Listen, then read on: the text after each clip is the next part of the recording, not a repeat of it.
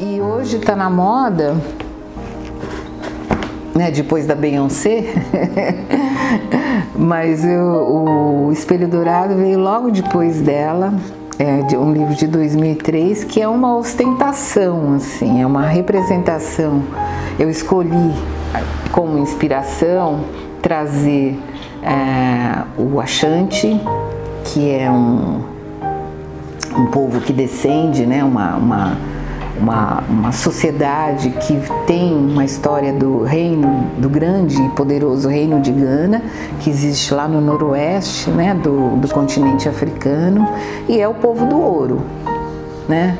Então isso contrabalançava muito uma África sempre perdedora social, sempre uma África muito pobre, muito triste, muito doente, muita guerra. Isso existe? Existe. Lógico que existia.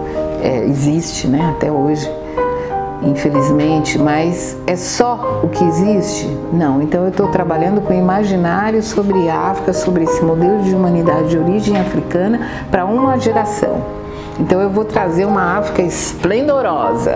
E aí a ideia do Espelho Dourado, que é isso pautado na antropologia também me ajuda muito nisso, né?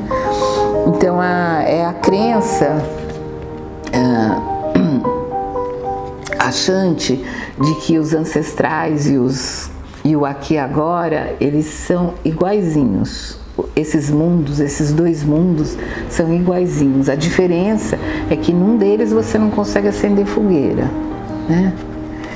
E o livro é um pescador que anda, né, pelos rios africanos, nesse caso é o rio Níger, né? E ele recolhe, é uma estrutura que eu também achei, né, para contar essa. É um pescador que navega pelo rio Níger, mas ele nunca aporta, mas de vez em quando ele para, mergulha ou pesca, não peixes, mas histórias. Que histórias? Histórias que existem em torno daquele rio, né? E o rio pode mudar de nome, ele pode se chamar de Olibe lá no século X, ele pode chamar Rio Níger no século XX, né? Então, as histórias que esse pescador vai recolhendo são pequenas historietas também, mas eles é uma janela para uma proposta de produção de conhecimento a respeito de uma sociedade africana específica, né? Por quê? Porque quase todos os livros que existiam sobre a África na época, né, eram muitas lendas africanas que não tinham referência nenhuma que sociedade que era tudo muito genérico, muito pasteurizado, né?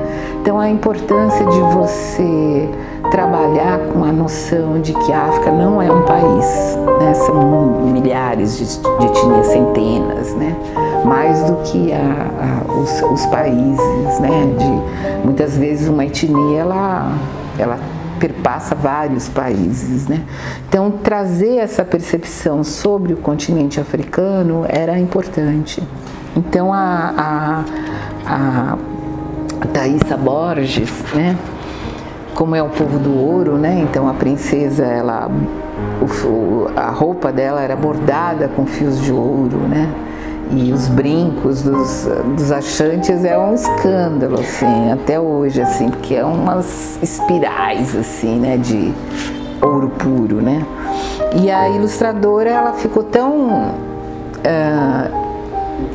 empolgada, né, que quase que ela fez em ouro mesmo as ilustrações, mas ela trabalhou com metal, é um trabalho riquíssimo, né?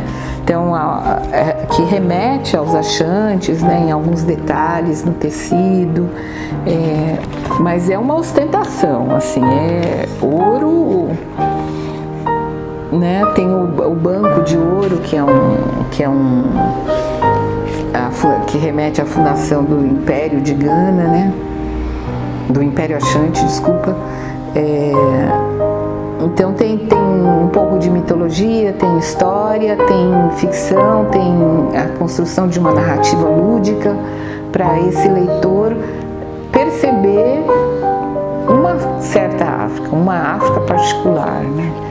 E a gente inventou também, eu inventei uma sessão depois da narrativa principal que chama Brincáfrica, né?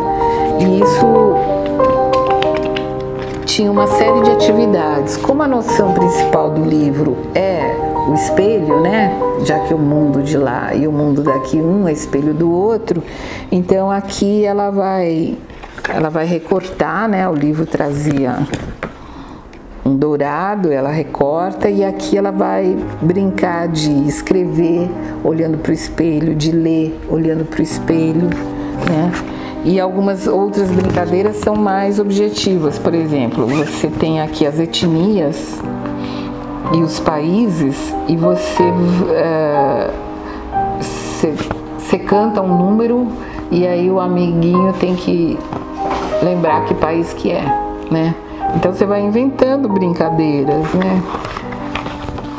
Aqui, por exemplo, você põe o espelho, ele está jogando. Se você põe do outro lado, aqui ele está pulando, né? Então, trabalhar com o lúdico é fundamental para você, enquanto você está produzindo conhecimento, né?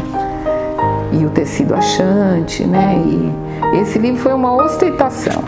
Beyoncé está atrasadíssima.